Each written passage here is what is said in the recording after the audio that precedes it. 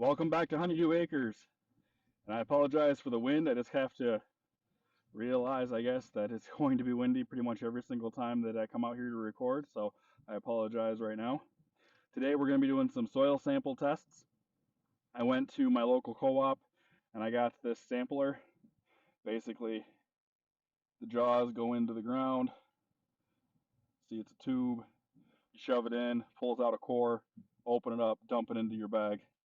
So we're going to go out here and take 3 samples in our about 15-acre field. One, what I call the upper field, one in the lower field, and one in our pond field.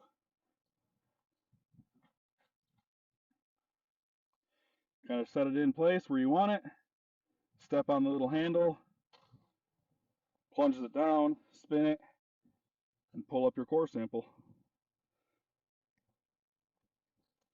Now I have these bags that they provided as well. I've already labeled them upper, lower, and pond. This is the upper field, so we'll go ahead and put the sample in this bag without any of them flying out of my back pocket, hopefully.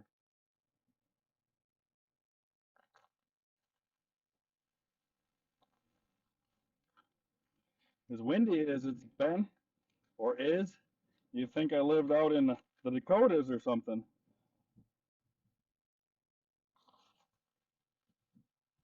Well, I guess it's not going to just... Ah, don't fly away. Still wet. Nope. So there's one. We'll go around and we'll pop out a couple more of these throughout the field. Second sample from right here. Again, step on it. Ooh.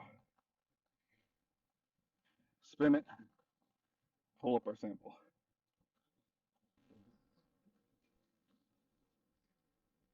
Here's the lines. Fill this line, number of this line. We're sitting right about here. We'll go ahead and seal this up.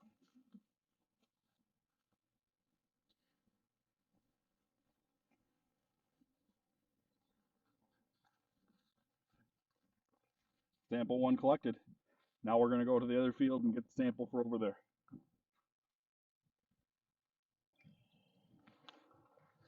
So we're on to the lower field. On this field, I'm just going to choose to walk on a diagonal kind of across it, stopping every so often and take samples. We'll see how this one turns out. Starting with basically right in front of the camera.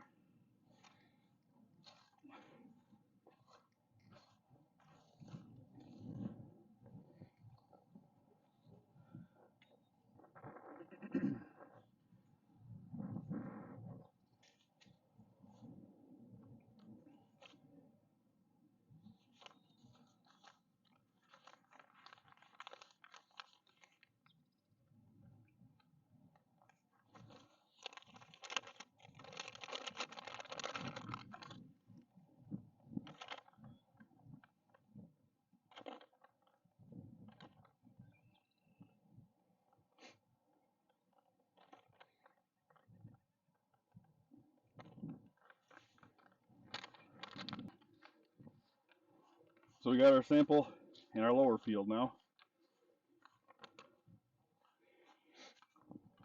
I think that method worked pretty good. Nice sample in there.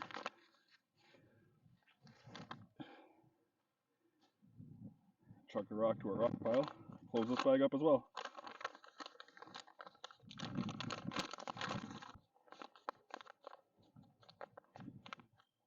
Two samples down, one more to go. Now I'm in our lower field, gonna do the same thing. Gotta take a path kind of right down.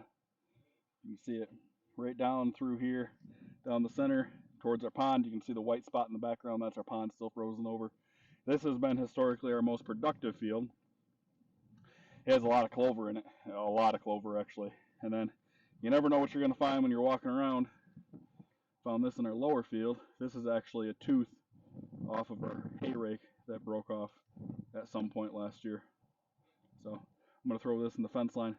Don't let me forget to pick it up. I already forgot.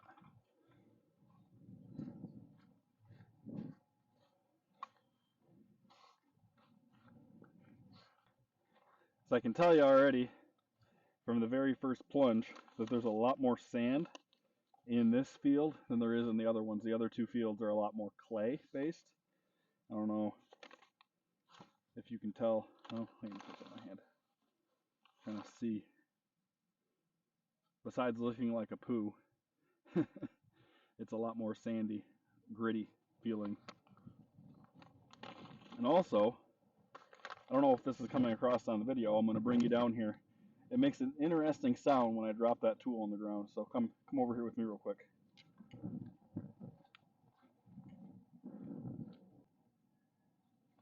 I'll point you down to the ground real quick.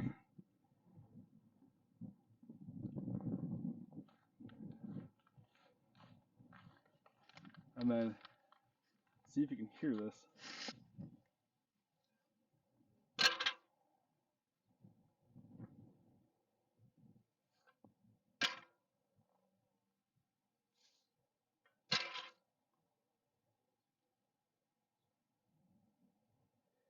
Just the water noise from how much water's in the soil.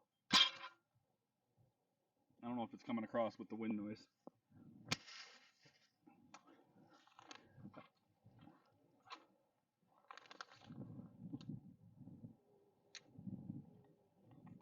Oop.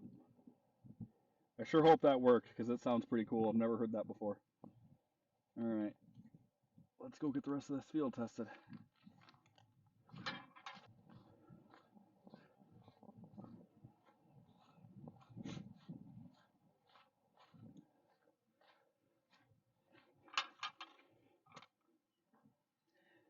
All right, our last sample here. Now, we're going to see if we can amend the soil and see what happens this year with it. And depending on the results, maybe it'll be good enough. Or maybe next year we'll be looking at tilling up and replanting. We'll see. I'm told that we could get somewhere around 100 bales, 100 square bales an acre, give or take, on a good year. What did we end up with last year? I think we got 500-ish bales for the year off of, I think it's just around 14 acres total that we're haying. So, but keep in mind there was grazing at the same time, so that's going to retract from that number as well. So I don't know. We'll see. We'll see what this does. See how the results turn out. So now we're looking at our bees. You can see here that bucket of feed that I made. The bees are starting to enjoy it already. And we'll do this until the flowers really start kicking off. All right, so a little bit of a change of scenery or change of clothing. I got my bee veil on.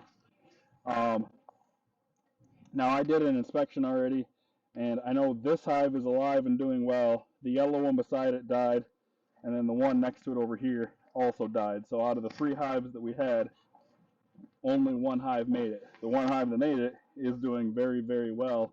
I'll get you in here so you can take a better look.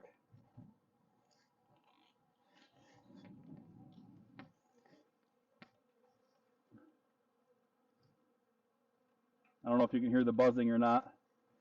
I'm going to get closer.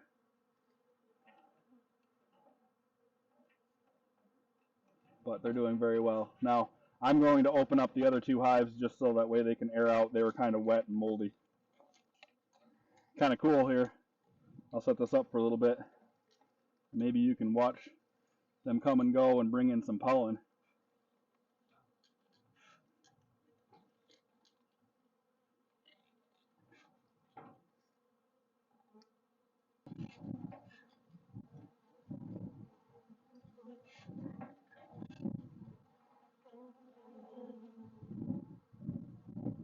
It's funny, when I was here yesterday, you could definitely see a lot of them were bringing in a yellow pollen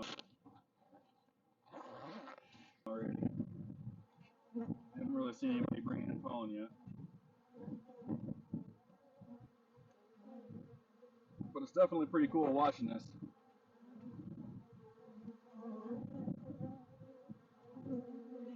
There's another one with pollen, you can see right there. Landed on my finger for a second.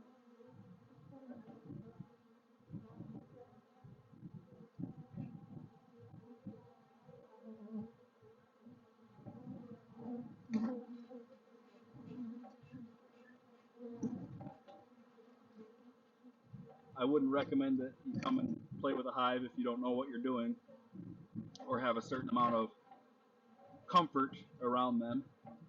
Um, you never know when you're going to be allergic, and no matter what, even if you're not allergic, it certainly hurts if you get stung. All right, so we picked up some used sheet metal or pole barn metal. We're going to turn these into some A-frame pig shelters here coming up. So look for that in an upcoming video. Let's go get ourselves an update of the animals. See how all our critters are doing. So here's our critters. Lots already starting to dry out, which that's good. And then you can see the three little piggles tuckered out and enjoying themselves a little siesta. I think I'm going to drop one of the round bales we just picked up in here.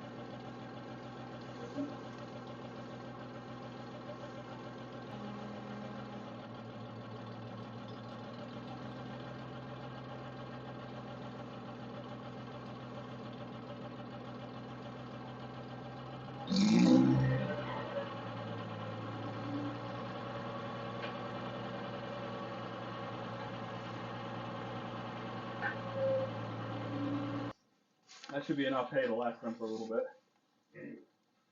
Like I said before, I think going forward, we're going to do nothing but round bales. I might get the square baler out every so often just to make some bedding or something easy for me to move around, but this is definitely a lot easier labor-wise just to move in a round bale every so often, once every couple of weeks versus bringing in square bales. I usually bring in 6 or 7 square bales at a time every 4 or 5 days. So I appreciate everybody watching, subscribing, liking, sharing with your friends, helping us grow this channel. I'm going to leave you here watching the cows eat for a little bit. Thanks again, everybody. Appreciate it.